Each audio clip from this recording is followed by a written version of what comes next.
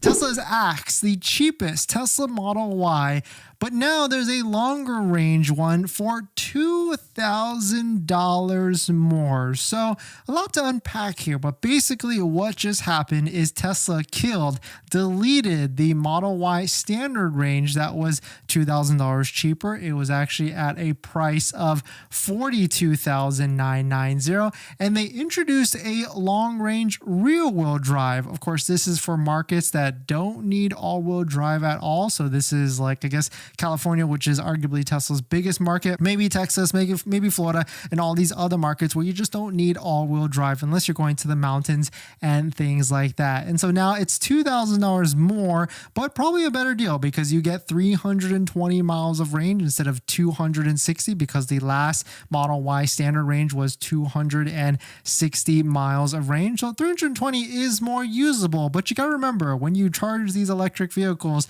when you charge Tesla Model Y long rangers, you're really supposed to recommended charge up to 80%, maybe tops 90%. So you can do the quick math there on the 80% of 320 or 90% of 300 or 90% of 320. What's interesting with this is that everybody that's bought a standard range Model Y in the past several months will have the option to software unlocked their range. It seems like Elon posted this. The quote 260 mile range Model Y is built over the past several months will actually have more range that can be unlocked for $1,500 to $2,000 to gain 40 to 60 miles of range, depending on which battery cells you have.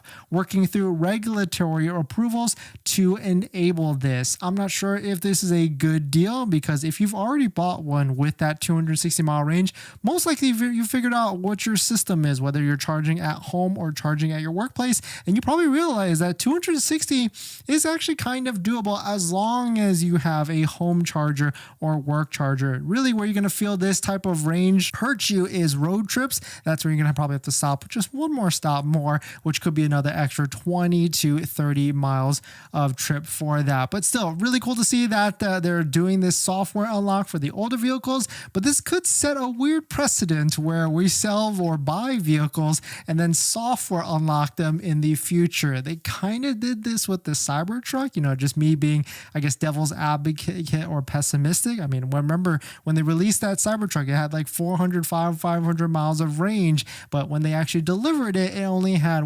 340 miles of range, but you could buy a range extender to get that advertised 400 to 500 miles of range, which was $15,000 more. But shout out to Sorry for posting this. This is the best value Model Y ever for just $2,000 more. Now the discounted rear-wheel drive, you get an extra 60 miles of range, and it still qualifies for the $7,500 federal tax credit. Which cool is now you can see what this offer might look like on the website. You can see Model Y 320 mile range for $44,990, rear-wheel drive, which this is going to be great for people that do not need that all-wheel drive, for an extra $3,000 more. Though if we start to dissect this, you can get the all-wheel drive Model Y long range with the same estimated range here. And on top of that, looking at the lease payments here, it does get even more interesting. Long range all-wheel drive at $399 a month, and the Model Y long range all-wheel drive at $429 a month for $30 more. And it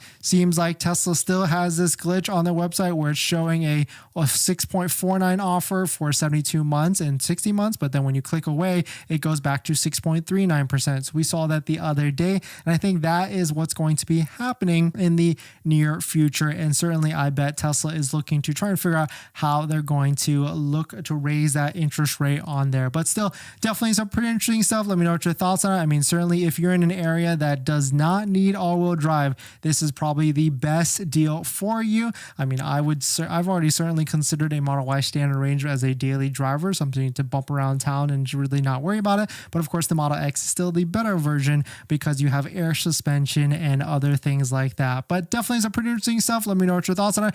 Are you thinking about getting this vehicle now instead of like a Model 3? Because arguably the Model Y is the best deal at the moment because they all qualify for the $7,500 federal tax credit. But I asked everybody out there, which Tesla are you buying between the Tesla Model 3 and the Model Y? And an overwhelming 41% said Model 3 performance. 25% in second place said Model Y standard range, long range, but I guess now there is no standard range anymore. It's all long range across the board. But definitely some pretty interesting stuff. Let me know what your thoughts on it.